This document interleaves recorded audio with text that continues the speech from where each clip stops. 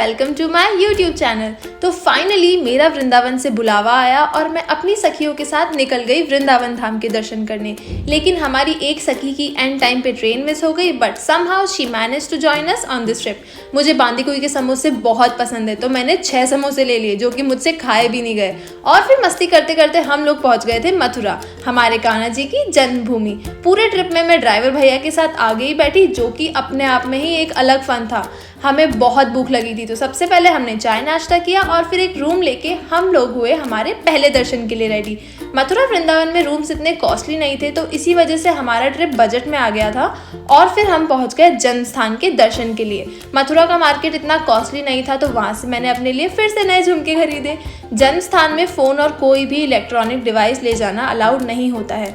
हमारे बहुत ही अच्छे दर्शन हो गए थे। उसके बाद हम लोगों ने बिना कोई टाइम गवाए प्रस्थान किया वृंदावन के लिए। अब था मुश्किल समय मुझ जैसे अंधे लोगों के लिए, क्योंकि बंदरों के डर की वजह से चश्मा पहनना बहुत मुश्किल हो गया था। तो हर जगह या तो मैं किसी की गाइडेंस में चल रही थी या फिर अपना मुंह छुपा कर चल रही थी। और फिर आया मुश्किल पार्ट, दोबारा से रूम ढूंढना।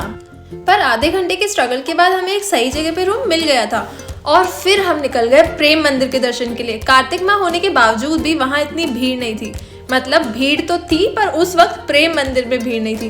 प्रेम मंदिर इतना सुंदर है ना यार, मतलब क्या परफेक्ट अमाउंट ऑफ लाइटिंग होती है वहाँ पे। मन कर रहा था बस देखते ही रहो। हमारे पास बहुत टाइम था, तो हमने वहीं पे थोड़ा टाइम रुकने का प्लान बनाया, जिससे हम मंदिर को अच्छे से पूरा देख पाएं। मंदिर में श्री जी और कान्हा जी के बाल स्वरूप की एक प्रतिमा थी, जिसपे से मेरी नजर ही नहीं हट रही थी। फिर बाकी झांकियां जैसे गोवर्धन पर्वत लीला, राधा कृष्ण रास लीला, इन सबको देखने के बाद हम वहाँ का मार्केट एक्सप्लोर करने निकल गए। वृंदावन का मार्केट से हमने बहुत सारी शॉपिंग की और फिर कुछ अच्छा सा खाना खा के वृंदावन की फेमस लस्सी पी के हम आ गए थे अपने रूम में वापस। अगले दिन सुबह आराम से हौले हौले तैयार होके हम लोग निकल गए थे बाकी के मंदिर में दर्शन करने। हमारे प्लान में था रंगनाथ जी, गोपेश्वर महादेव, राधा रमन जी, कात्यायनी देवी, बांके बिहारी, राधा वल्लभ जी के दर्शन करना और प्रेम मंदिर में कुछ टाइम स्पेंड करना।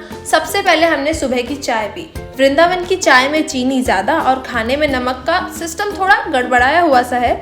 हम पहुंच गए थे रंगनाथ जी मंदिर। अब इसको हमारी अच्छी किस्मत कहिए या हमारा आलसपन, हम जिस भी मंदिर में कदम रखते वो उस समय बंद होने वाला होता था और वहाँ आरती चल रही होती थी। रंगनाथ जी मंदिर में कुछ 100 करीब तस्वीरें लेके हम आ गए थे गोपेश्वर महादेव के दर्शन करने।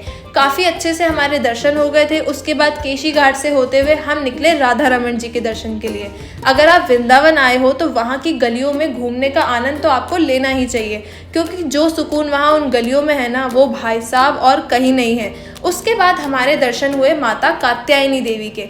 माना जाता है कि यहाँ देवी सती के बाल गिरे थे, तो वहाँ एक शक्तिपीठ की स्थापना हुई थी माता कात्यायनी नाम से। और ये भी माना जाता है कि यहाँ पे राधा मैया ने श्री कृष्ण को पति रूप में मानने के लिए पूजा की थी। बाकी सब तो ठीक, आखिरी के 2 मंदिर मतलब बांके बिहारी जी और राधा वल्लभ जी पे जो भीड़ देखने को मिली ना भाई साहब, मतलब लोगों ने हमारे बाल खींचे, आँख नाक मुंह सब ने जोड़ दिया, पर दर्शन बढ़िया हो गए। इन सब के बाद अब हम लोग इतना थक चुके थे कि हमारे पेट में चूहे दौड़ने लगे थे। वहाँ हमने श्री जी की रसोई के बारे में बहुत सुना था, जो कि हमारे स्टे के पास ही थी। तो वहाँ से टेस्टी टेस्टी खाना खाकर हम आ गए थे रेस्ट करने और कुछ ही देर में चेंज वगैरह करके और सुंदर सुंदर गोपी रूप लेके हम निकल गए थे प्रेम मंदिर में कुछ फोटोज लेने और टाइम काटने, क्योंकि हमारे पास बहुत ही ज़्यादा टाइम था। प्रेम मंदिर के पास इस्कॉन मंदिर भी था, तो हमने सोचा आज के लिए एक और दर्शन भी कर लेते हैं। और वहाँ भी आरती हो रही थी, जैसे कि हमारी आदत है हर जगह लेट पहुँचने की। उसके बाद हम निकले दोबारा से मार्केट को छानने। वृंदावन की सड़कों पे हरि नाम जपने की जो वाइब फील होती है ना, that is out of this world. And अगर आप वृंदावन आ रहे हो तो यहाँ से स्कर्ट्स जरूर खरीदे भाई, इतनी सस्ती और इतनी अच्छी क्वालिटी की स्कर्ट्स। उसके बाद हमने अपने चरणों को और ना दुखाते हुए हम लौट आए थे अपने रूम में। यहाँ ख़त्म होता है पार्ट 1। आगे के 2 दिन हम कवर करेंगे part 2। Bye bye, don't forget to like, share and subscribe. Radhe Radhe.